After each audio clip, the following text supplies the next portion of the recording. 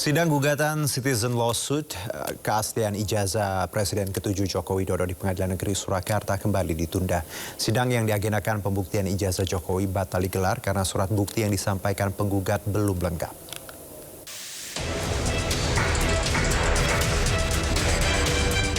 Majelis Hakim Pengadilan Negeri Surakarta menunda sidang citizen lawsuit keaslian ijazah Presiden ke-7 Joko Widodo. Sidang yang diagendakan pembuktian dari masing-masing pihak batal digelar karena bukti yang disampaikan belum lengkap.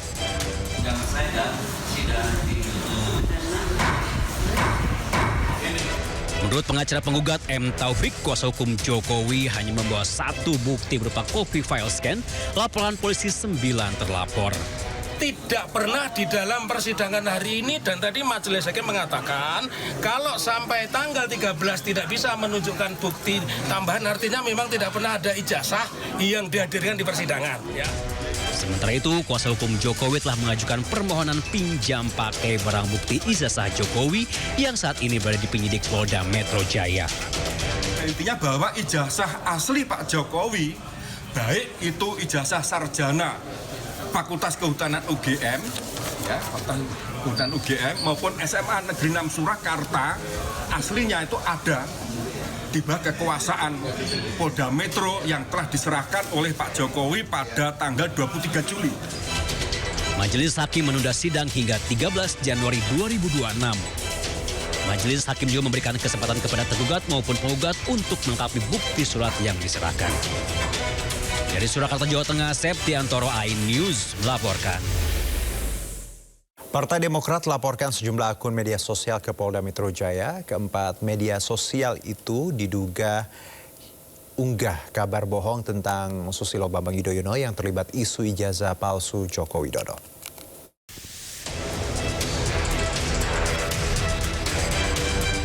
Partai Demokrat melaporkan 4 akun media sosial ke Polda Metro Jaya. Laporan tersebut terkait tudingan terhadap Presiden ke-6 RI Susilo Bambang Yudhoyono terlibat dalam isu ijazah palsu Presiden ke-7 RI Joko Widodo.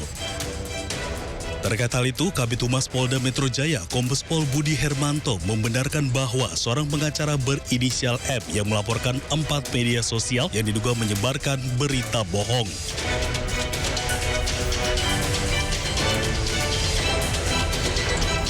Sementara itu, ada laporan dibuat 5 Januari 2026 sekitar pukul 23.16 waktu Indonesia Barat, kini tengah ditangani Direktorat Reserse Cyber Polda Metro Jaya. Dari tim liputan iNews melaporkan. Kita ke informasi berikutnya, pemirsa. Mabes TNI buka suara terkait keberadaan 3 anggota TNI dalam persidangan kasus dugaan korupsi pengadaan laptop dengan terdakwa Nadiem Makarim. Mundur, nanti pada saat ditutup baru maju. Karena terganggu juga dari belakang. Bisa menyelesaikan Pak ya? Senin 5 Januari, untuk pertama kalinya Nadiem Makarim menjalani sidang gugatan korupsi pengadaan laptop di Pengadilan Tipikor Jakarta Pusat. Kehadiran 3 prajurit TNI memantik perhatian majelis hakim karena berdiri di depan kursi pengunjung. Hakim meminta ketiganya mundur agar tidak menghalangi pengunjung lain. Mundur, nanti pada saat ditutup baru maju. Karena terganggu juga dari belakang. Bisa menyelesaikan Pak ya? Kapus Pen TNI Brigjen Aulia Dwi Nasrullah menjelaskan keberadaan 3 anggotanya semata-mata menjalankan tugas sebagai TNI. Berdasarkan nota kesepahaman atau MOU antara TNI dan Kejaksaan. Pihak TNI juga dengan tegas menyebut jika TNI menghormati independensi peradilan dalam posisi netral serta tidak memiliki keterlibatan apapun dalam proses perkara hukum. Terkait kejadian ini, kuasa hukum Nadiem Makarim pun mengaku terkejut. Tadi kami juga kaget waktu hakim itu memerintahkan ada berapa orang tentara ada di dalam ruang sidang. Jadi saya juga terkejut ya. Sementara Jaksa Roy Riyadi menyebut kehadiran TNI hanyalah untuk keamanan saja. Kami di dalam penanganan perkara sekarang ada juga melibatkan teman-teman dari TNI seperti itu. Mantan Menteri Pendidikan, Kebudayaan, Riset, dan Teknologi Nadiem Makarim jalani sidang perdana di Pengadilan Tipikor Jakarta Pusat. Sidang beragendakan pembacaan dakwaan. Dalam sidang yang digelar di Pengadilan Tipikor Jakarta, Nadiem Makarim didakwa telah memperkaya diri sendiri dengan nilai mencapai 809,5 miliar rupiah. Tim Liputan iNews melaporkan. KPK melakukan perpanjangan penahanan terhadap 3 tersangka dalam kasus suap Ion Proyek dan penerimaan gratifikasi di lingkungan Kabupaten Bekasi. Bupati Bekasi nonaktif Ade Kuswara Kunang hari ini menjalani pemeriksaan sebagai saksi terkait kasus suap. Ia bungkam saat ditanya terkait adanya uang dari kasus suap Ion Proyek yang mengalir ke Kepala Kejaksaan Negeri Bekasi Edi Sumarman. Juru bicara KPK Budi Prasetyo mengatakan penyidik melakukan perpanjangan penahanan untuk 3 tersangka untuk 40 hari ke depan. Sebelumnya penyidik telah melakukan penahanan terhadap ketiganya selama 20 hari. Pemerintah akan mempercepat proyek hilirisasi di awal tahun 2026, salah satunya groundbreaking 6 proyek hilirisasi pada bulan ini. Menurut Menteri Sekretaris Negara Prasetyo Hadi, selain 6 proyek tersebut akan ada 18 program hilirisasi yang juga disepakati akan selesai pada bulan Maret. Salah satu program hilirisasi tersebut terkait waste to energy yang akan dibangun di 34 kabupaten kota atau di 34 titik yang sampai hari ini volume sampahnya sudah mencapai 1.000 ton per hari. Selain itu pemerintah juga mulai menyelesaikan program hilirisasi di sektor energi dengan membangun beberapa titik gasifikasi batu bara.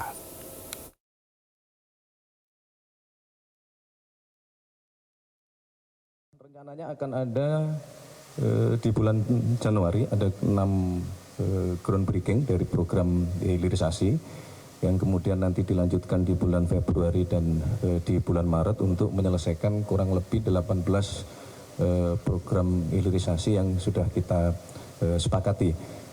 Contoh yang pertama adalah berkenaan dengan waste to energy.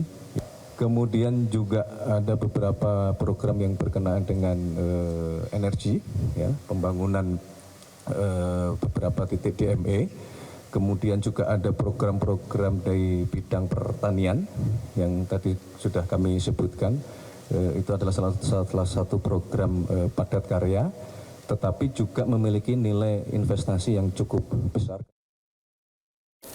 Perum Bulog mencatatkan serapan beras mencapai 3,19 juta ton sepanjang 2025. Capaian ini menjadi rekor tertinggi sejak Bulog berdiri pada tahun 1968.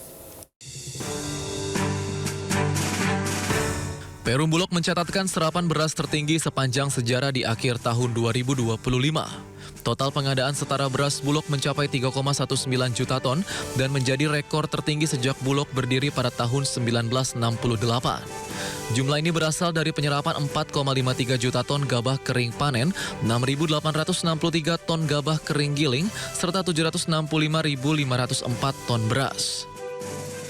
Direktur Utama Perum Bulog Ahmad Rizal Ramdhani mengungkapkan capaian ini merupakan hasil kolaborasi dari berbagai lembaga. Capaian ini juga menjadi fondasi strategis dalam memperkuat cadangan beras pemerintah sekaligus menjaga kesinambungan produksi dan pendapatan petani. Pencapaian Bulog di tahun 2025 ini prestasinya cukup luar biasa ya. Dan bahkan mendapat apresiasi dari Bapak Presiden maupun para Menteri, yang mana pencapaian tersebut berdampak kepada swasembada pangan nasional.